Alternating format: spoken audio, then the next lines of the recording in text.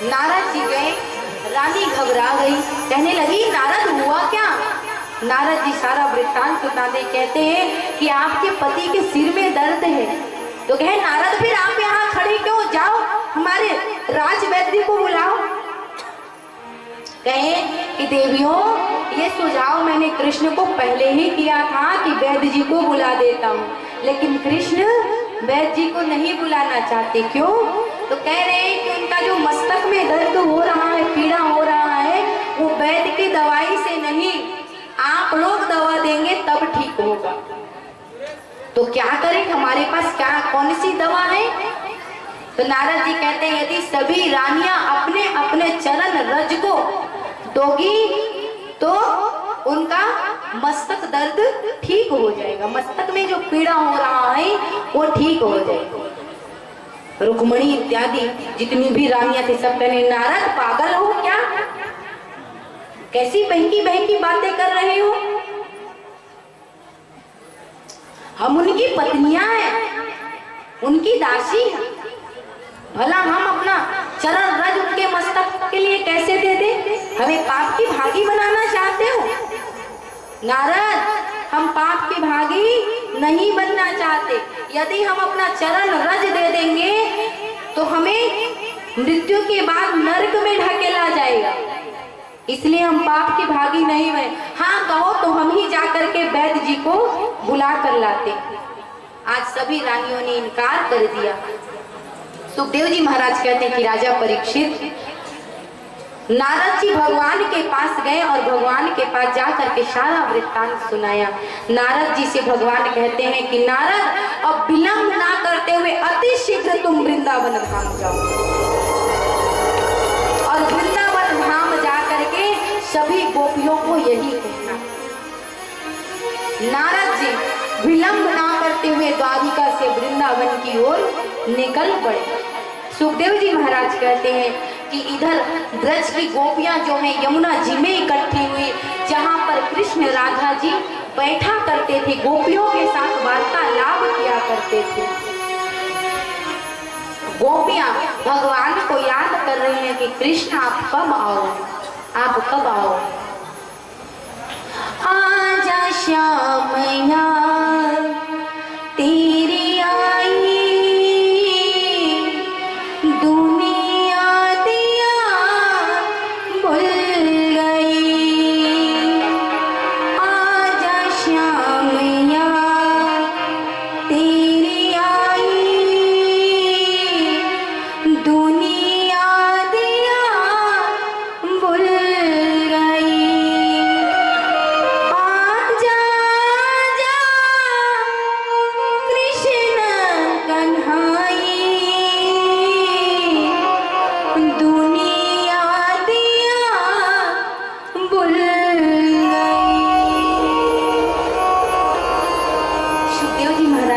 कि राजा परीक्षित गोपियों को व्रजवासी के जितने भी गोप थे सभी समझाए कि गोपियों तुम उस कृष्ण से प्रेम मत करो, हम पहले ही तुम्हें समझाए थे कि वो कृष्ण छलिया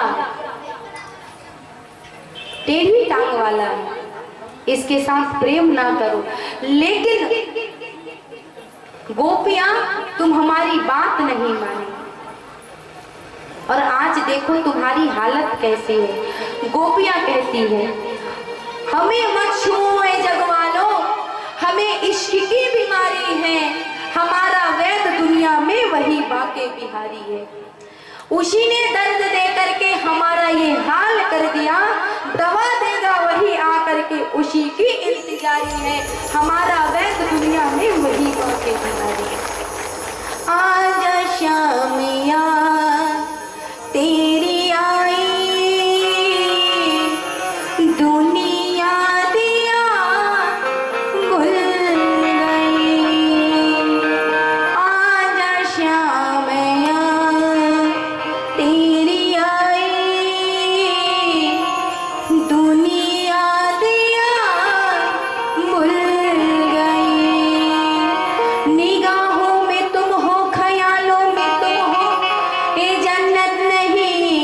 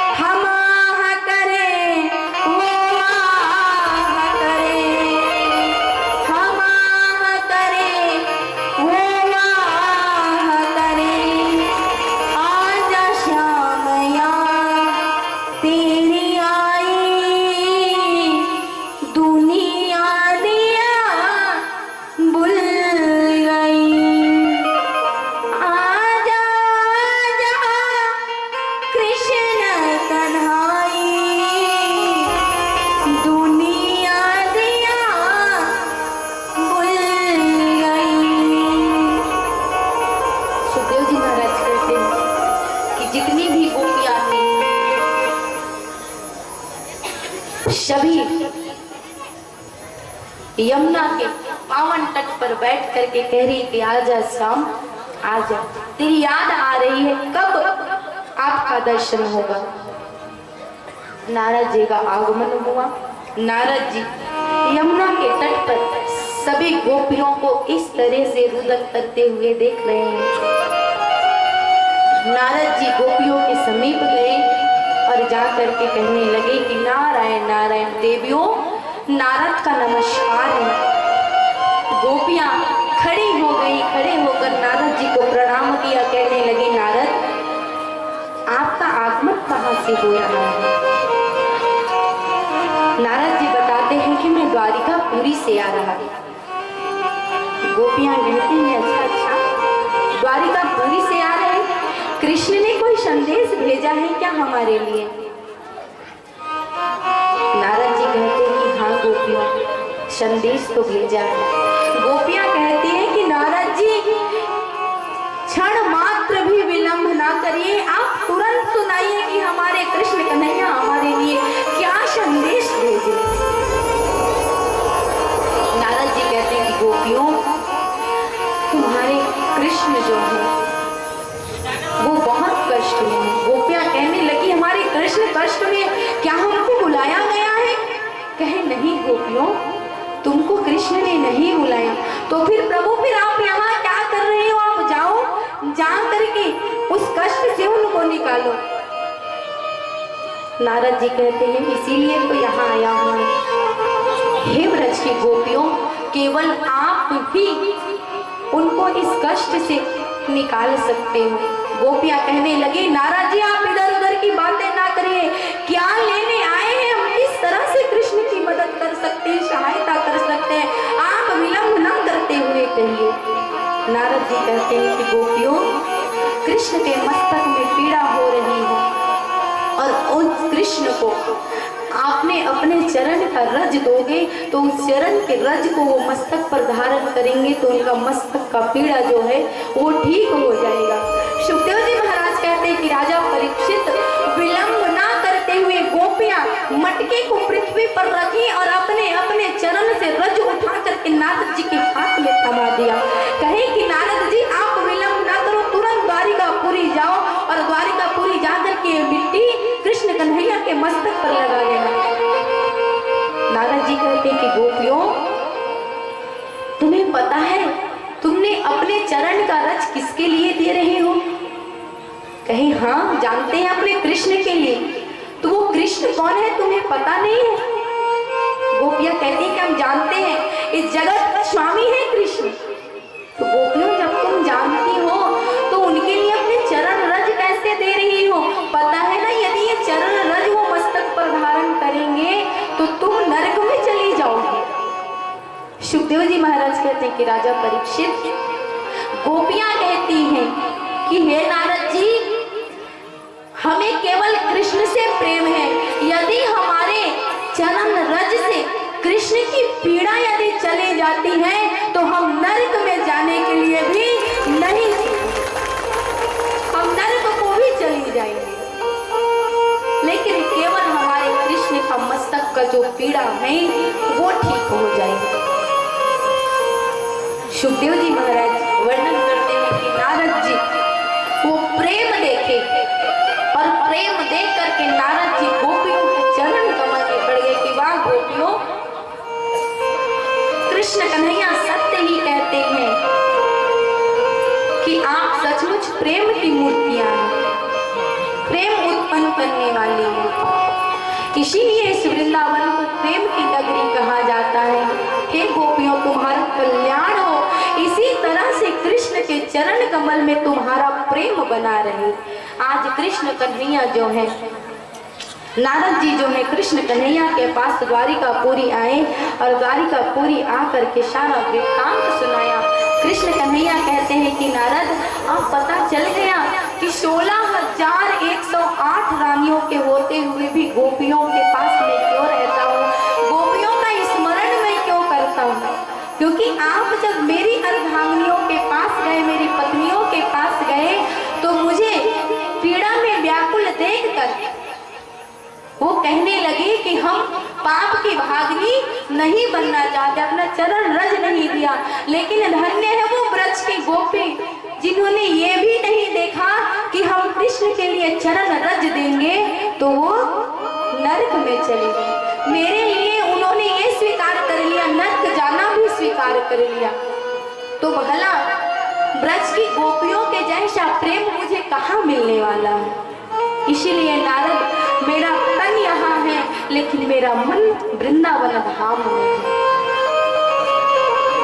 आज नारद जी कृष्ण की ये बात सुन करके गदगद हो गए। प्रेम से बोलिए वृंदावन बिहारी लाल की, राधा माधव सरकार की। भगवान जो है इसी तरह से लीला कर रही हैं। भगवान जो है इंद्रप्रस्थ पहुंचे। इंद्रप्रस्थ युधिष्ठिर ने राजस्वी यज्ञ रखा। अब यज्ञ रखा महाराज तो उसके लिए धन चाहिए।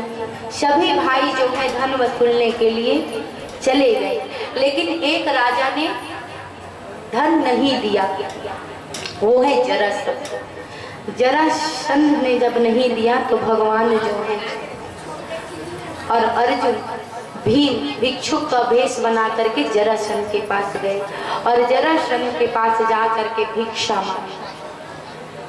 और भिक्षा में जरासंध तो पहचान गए, कहते हैं कि हमसे युद्ध करो। जरासंध कहते हैं कि युद्ध किससे युद्ध करो? इस कृष्ण से जो रण छोड़ करके भाग गया था, उससे युद्ध करो। ये कृष्ण से मैं युद्ध नहीं कर सकता क्योंकि युद्ध के लायक नहीं है। और अर्जुन से भी युद्ध मैं नहीं कर सकता। जो एक स्त्री का आड़ लेकर के वध कर दे, उसका मैं उसके साथ युद्ध करूं? युद्ध करने योग्य केवल एक ही है, यदि हाँ वो हामी भरे तो युद्ध करने के लिए तैयार हूँ। भीमसेन के साथ मैं युद्ध करने के लिए तैयार हूँ। आज भीमसेन के साथ युद्ध करने का वचन जो है जरासंध ने दे दिया। प्रेम से बोलिए वृंदावन बिहारी लाल की जय। सुखदेव जी महाराज वर्णन करते हैं कि वो दिन भी आया कि जरासंध और भीमसेन जो है वो युद्ध भूमि में उतरे। जरासंध और भीमसेन के बीच जो है युद्ध होने लगा। युद्ध में जरासंध जो है विजय प्राप्त किए। अब भीमसेन तो घबरा गए, अपने कक्ष में बैठे हुए हैं।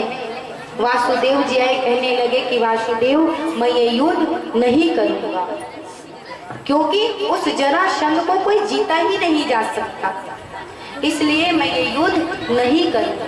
भगवान समझाते हैं कि भैया धीरज धारण करो, उस जरासंध को जरूर तुम मार पाओगे, पराजित कर पाओगे। कहे कि मेरे ओर ध्यान बस देना। अब महाराज युद्ध प्रारंभ हुआ तो अब जरासंध और भीमसेन के बीच युद्ध हो रहा है। भगवान के समीप एक तिनका पड़ा हुआ था। भगवान उस तिनके को उठाए और जैसे ही भीमसेन ने कृष्ण कन्हैया की ओर देखा, उस तिनके को दो टुकड़ों में विभाजित कर दिया। भीमसेन समझ गए कि मुझे करना क्या है। जरासंध को दो टुकड़ों में भीमसेन ने विभाजित कर दिया। लेकिन सुखदेव जी महाराज कहते हैं कि राजा परीक्षित दो टुकड़ों में विभाजित तो किया, लेकिन ये जरासंध का शरीर आकर के आपस में जुड़ जाता था। और महाराज फिर कृष्ण कन्हैया की ओर देखते, कृष्ण कन्हैया तिनके को दो टुकड़ों में विभाजित करते और फेंक देते। तो वैसे ही करके दो टुकड़ों में जरासंध का विभाजित करते और फेंक देते, लेकिन फिर आकर के वो जुड़ जाता। अब कृष्ण कन्हैया मन ही मन सोच रहे हैं कि भैया मेरी ओर देखो। अब एक तिनका उठाया और तिनका उठा करके दो टुकड़ों में विभाजित करके दोनों दिशाओं में फेंक दिया। अब समझ गए भीमसेन कि मुझे क्या करना है। अब जरासंध को 2 टुकड़ों में विभाजित करके उल्टा उल्टा फेंक दिया। आज जरासंध की भी मृत्यु हो गई। प्रेम से बोले वृंदावन बिहारी लाल की। ये जरासंध बार बार जुड़ता था, क्योंकि एक दिन, और इसका जरासंध नाम कैसे पड़ा? ये जरासंध जो ये तो घनघोर जंगल में पड़ा था। एक जरा नाम की राक्षसी थी। वो घूमते घूमते अपने भोजन की तलाश करते करते वन में आ रही थी। अब उसने देखा कि शरीर का 2 भाग हुए पड़ा हुआ। तो वो जो जरा नाम की जो राक्षसी थी वो उस टुकड़ों को लेकर के जोड़ दी, वही जरासंध। और जरा नाम की स्त्री ने, राक्षसी ने उसे पाला, इसलिए उसका नाम पड़ गया जरासंध। प्रेम से बोले वृंदावन बिहारी लाल की। जरासंध को मृत्यु के घाट उतारा। जरासंध ने जितने भी बंदी बनाकर रखे थे सबको मुक्ति प्रदान की। प्रेम से बोले वृंदावन बिहारी लाल की। अब यज्ञ जो है प्रारंभ होने लगा। वेद व्यास जी और जितने भी ब्राह्मण थे, द्रोणाचार्य जी, कृपाचार्य जी, भीष्म पितामह, सभी इंद्रप्रस्थ पर उपस्थित हैं। अब युधिष्ठिर पूछते हैं कि अग्र पूजा मुझे किसकी करनी चाहिए? तब भीष्म पितामह खड़े होकर के कहते हैं कि ना वेद व्यास की प्रथम पूजा होनी चाहिए, न द्रोणाचार्य की होनी चाहिए, न कृपाचार्य। यहाँ केवल योग्य व्यक्ति केवल मुझे एक ही दिखाई पड़ रहे हैं, और वो है द्वारिकाधीश वासुदेव भगवान। इन्हीं की अग्र पूजा होनी चाहिए। आज सबने ये उचित जाना, और जान करके आज वासुदेव को योग्य आसन पर बिठाया गया और उनका चरण पखारा गया। चरण पखार करके आज अग्र पूजा का भागी बना। यह दृश्य शिशुपाल देख रहा था। शिशुपाल आया और दुर्वचन बोलने लगे, इस सभा में इससे बड़ा कोई नहीं है क्या? तुम लोग किसकी पूजा कर रहे हो? इस ग्वाले कृष्ण की। यहाँ पर इतने बड़े बड़े द्रोणाचार्य, कृपाचार्य, वेद व्यास जी बैठे हैं, भीष्म पितामह जैसे महात्मा बैठे हैं। इस सभा में इतने बड़े बड़े राजा बैठे हैं, और आप किसकी अग्र पूजा कर रहे हैं? इस ग्वाले कृष्ण की, जो ग्वालों के साथ गैया चराता। भला इसकी और हमारी मेल क्या, बराबरी क्या? रुक्मणी को हरण करके ले गए। क्या गुण देख करके इसकी अग्र पूजा करें? आज बलदाऊ भैया क्रोधित हो गए। कृष्ण कन्हैया ने कहा, भैया बैठ जाओ। अब शिशुपाल जो है दुर्वचन बोलते जा रहे हैं, दुर्वचन बोलते जा रहे हैं। सावधान किए भगवान ने कि शिशुपाल सावधान हो जाओ। तुम्हें पता है मैंने बुआ को ये वचन दिया कि 100 अपराध तेरा मैं क्षमा कर दूंगा, और जैसे ही 100 से पार हो जाएगा तो तुझे मृत्यु के घाट में उतार दूंगा। लेकिन शिशुपाल कहने लगे, तू मुझे मृत्यु के घाट उतारेगा? तू उतारेगा मुझे मृत्यु के घाट? जो रण छोड़ करके भाग गया वो मुझे मृत्यु के घाट उतार। आज एक एक करके दुर्वचन बोलते गए, बोलते गए। जैसे ही 101 गाली हुआ महाराज, सबके देखते देखते भगवान ने सुदर्शन चक्र का आवाहन किया, और सभी सभा के बीच में आज शिशुपाल का सिर जो है धड़ से अलग कर दिया। प्रेम से बोले द्वारिकाधीश महाराज की। आज ये दृश्य सभी देख ले। सुदर्शन चक्र से भगवान का उंगली कट गया। आज द्रौपदी मैया अपनी साड़ी को फाड़ करके उनके हाथ में बांधे। भगवान ने कहा कि द्रौपदी, जब अवसर आएगा तो इस साड़ी के, इस कपड़े के एक एक धागा का ऋण मुझ पर रह गया, मैं वो ऋण अवश्य उतारूंगा। प्रेम से बोले वृंदावन बिहारी लाल। आज ऐसे करके शिशुपाल का भी उद्धार जो है भगवान ने कर दिया और राजस्व यज्ञ जो है प्रारंभ हो गई। युधिष्ठिर महाराज ने राजस्व यज्ञ प्रारंभ किया और पूर्ण हो गया।